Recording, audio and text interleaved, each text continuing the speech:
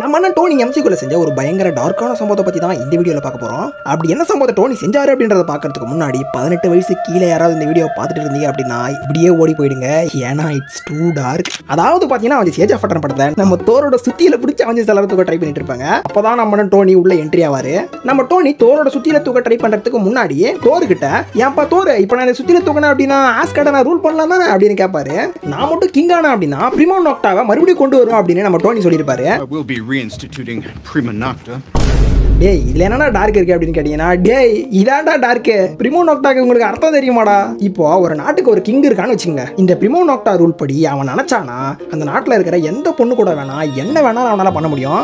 எப்படி என்ன வேணாலும் அவனால பண்ண முடியும். இது இந்த பிரிமோ நோக்டா ரூல் படி அவனோட ரைட்ஸ் தான்ப்பா. ஸோ இப்போ நம்ம டோனி என்ன சொல்ல வராரு, நான் மட்டும் ஆஸ்கார்டை ரூல் பண்ணேன் அப்படின்னா ஆஸ்கார்டில் இருக்கிற எல்லா பொண்ணுங்க கூடயும் நான் கசமுசா பண்ண வேண்டாம் அப்படின்றத சொல்லாம சொல்றாப்புல. டேய் உன் காஜுக்கு ஒரு அளவு இல்லையாடா?